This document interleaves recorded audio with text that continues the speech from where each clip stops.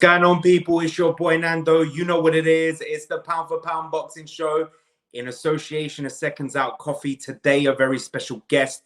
He's back July 10th live on BT Sport. It's the Menace himself, Dennis McCann. Let's see if we could get one now. Thank you for taking your time to speak to me. Just want to say we have been a massive fans of yours for a long time, and it's an honor to actually speak to you. No, thank you very much. It's a privilege to be on your channel. Thank you, mate. Thank you. I've heard a lot of things through Louis Lynn, a mutual friend of ours. He's always speaking highly of you as well. How's things going? How's things going? Training? Yeah, very well, mate. Very well, thank you. Training hard, as always. Everything's on point. Everything's on point. Brilliant. I saw today that you put on Instagram. I'm sure everyone would have loved a little camera in that gym. You sparring Lee McGregor. That must have been fireworks. That must have been amazing. No, it was definitely some great sparring from such a top fighter as well, European, British, and Commonwealth champion. So, there's not much more better sparring you can get than that, is there?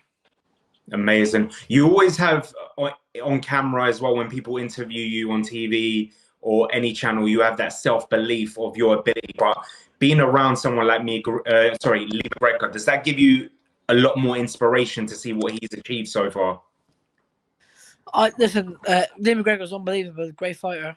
I reckon he will be a world champion, but I know my ability, what I'm capable of doing. I know that I'm only 20 years of age, but I'm scared to see what I'm gonna be like in 2 years' time. I'm scared to see what I'm gonna be like. You know what I mean? So I just think that talent-wise, I've got it all. I can punch, I can box, I can move, I can go, I can bully people, I can do whatever I want. But I believe that I'm genuinely gonna be the best bantamweight out there, 100% of him. Amazing. That's the thing. Maybe in 2 years' time, super bantamweight. You never know. You never know. That's why the fans love you, Dennis, because because of your belief, and obviously we've seen what you could do in the ring, but we haven't seen the best of Dennis McCann, and we can't wait to see that. You remind everyone, especially someone from my generation, you remind us of a young Prince Nazim. Yeah. Listen, to be honest with you, I know it might sound wrong in this, but I love entertaining my fans. I love hurting people, if I'm honest with you. We're in the hurt business as it is, but I love hurting people. I get a thrill out of it. Obviously, my opponents, and getting paid for it as well is a bonus. Brilliant. Let's talk about your last fight in March against Luis Moreno. A dominating performance, a win by obviously unanimous decision. Just give us your analysis of your performance that night. I don't think you can knock it one bit. I don't think I got hit one shot. I dropped the kid. I come into a fight where a kid had 10-1-9, knocked out 7. I never knew nothing about him. All these Mexicans coming over England, beating all the English kids, and there wasn't even one video of this kid. You know what I mean? So, which is a big risk to take so early on in their career, especially. 10 fights with 9 wins is not a bad record, is it? So I thought I boxed really well, and just stuck listening to me coach. I thought I could have got me out there later on, but I just got to listen to the instructions. Brilliant. And you know what? I don't think a lot of people were worried about you that night, because it hasn't been in the last year, the year of Brits against the Mexicans, like you've pointed out. So I think you kind of brought it home for the Brits that night as well. Yeah, I put it back in the map against the Mexicans. That's it. I don't think there was any doubt that night anyway. No doubt in my mind. You're back on July the 10th, obviously a very historic event as well at the Roy Wabbott Hall. You're on the card of Lyndon Arthur as well. You made a comment. You made a big comment. You said, "I'm not going to listen to any instructions. I'm letting myself off the leash. I'm going to make a statement that night." What is the reason for that? Is it because you, as you said, you like hurting people? Are you sending a statement to someone or the division? Listen, I'm always sending a statement to the division. Everyone in the division trying to send statements to each other. So that ain't that, but it's just Big Al's been holding me on the leash for the last couple of fights, so I'm not having it next. I'm gonna come out. He told me he's gonna let me off the leash. Brilliant. I hope he does, because we want to see this side of you. You're against John Chuwa, experienced fighter as well. He has fought a few people from Britain in the past. What do you know much about him, and can you see any dangers he can bring to the ring? To be honest with you, I genuinely ain't watched him once. I ain't watched the kid once. I'd rather leave that to me trainer and stuff. He's got a record of 24, 120, 24, 120 or something 24, like yeah. that. 24, 121 or something like that. So he must bring something to the table. You know what I mean? He's very experienced. He's fought a few Brits and stuff, but I ain't seen nothing of him. I don't know what he's capable of doing, but I know what I'm capable of doing. Smashing his face, and that's what I'm capable of doing. We look forward to that. I wanted to ask you actually, because I was kind of hoping, when you said I want to get off the leash, I want to make a statement. I didn't know if maybe part of that was psychological, in a sense of he's fought, let's call him a new foe of yours, Prince Patel. He's fought him. Prince Patel went the distance with him, beaten by unanimous.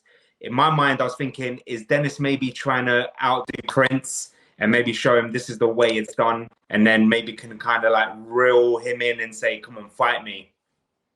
Not really. I know he'd never fight me, but my last two opponents is better than every single opponent he fought together. You know what I mean? So one of them fought for the European title twice, and the last one, a record of 10-9, ain't too bad. You know what I mean? So still 20 years of age. You got to remember that. I'm learning every day, every fight, each fight I'm learning. So it's all about learning for me at the moment. But the next 12 months' time is a very, very big, very, very big year for me. So then you're gonna start seeing me stepping up, taking all the belts, taking all of them. I'm glad you mentioned the belts. So obviously the same interview that you made about, you said that you got a target on your back. You think that people are targeting you because you're the cash cow. They know that they can get the big payday off you. The platform, BT Sport, you're not going to get any bigger than that as well. And you said it won't be smart to fight Liam Davis. Is there a reason for that? The reason being is because it's not smart to fight Lyndon Davis. It ain't about that. It's about, it don't make sense. Not a lot of people's talking about it, really. It's not a big British title fight. It's an English title fight. You know what I mean? And you're probably going to get paid pennies for it. So Liam Davis is a good lad. But there's got to be some belts on the line, some proper money on the line. You know what I mean? He's happy to take pennies, but I'm earning a lot more money than a lot of fighters probably in the division is right now. So that's why it don't make sense. That makes sense here. Boxing's a business. Yeah, of course. You got to make smart moves. A fight I want to bring it to your attention. I'm not trying to get you to call anyone out, but a fight that I would love to see, and for me it makes sense because the money's there. Just Eddie and Frank need to come together with the terms there. Is Cash Farouk. He's got the WBC silver international belt. It's not the best belt, but it's still a WBC belt. And he's an old foe of Lee McGregor. Great fight. They had a great battle there. People want the rematch. Would you want to come into the mix with that? Listen, of course I would. I'll fight all of them. Every single one of them. Every single one of them I'll fight. I don't think that, why would he want to fight me?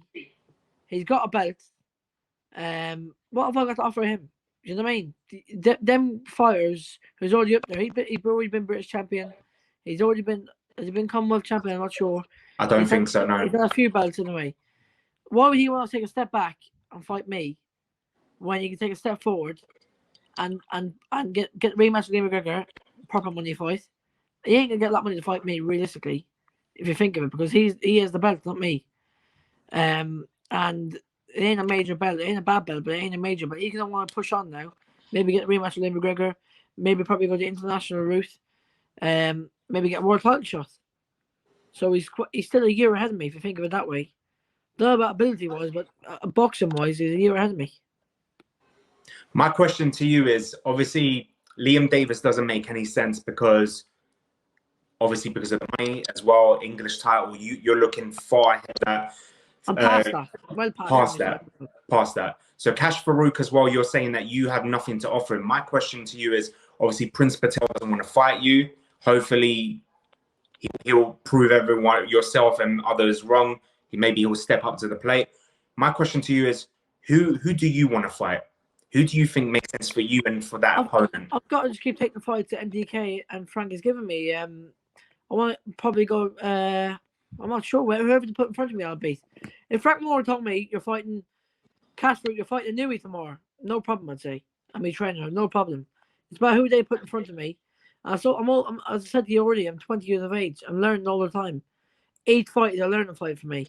I want to fight all these different styles of southpaw, an orthodox, a forward fighter, a back foot fight. I want to tick all the boxes and tick all the styles. So when I do get to that level, I'll be ready to deal with any style that comes in front of me. Brilliant.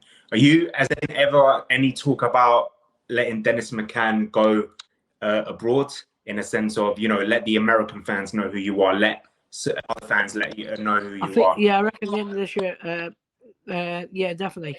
We've had a chat with my management and stuff like that, and they're definitely going to get me overseas and show the Americans how it's done. Amazing. Is there any particular American fighters in your division that you would like to share the ring with?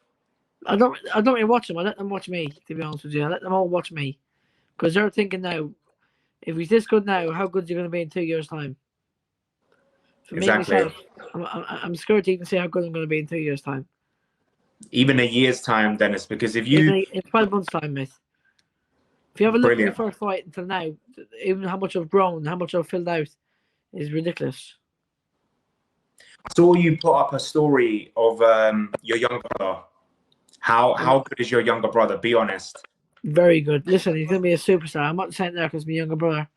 He's been in the gym, back in the gym for about 3 weeks. I haven't even put no proper time into him.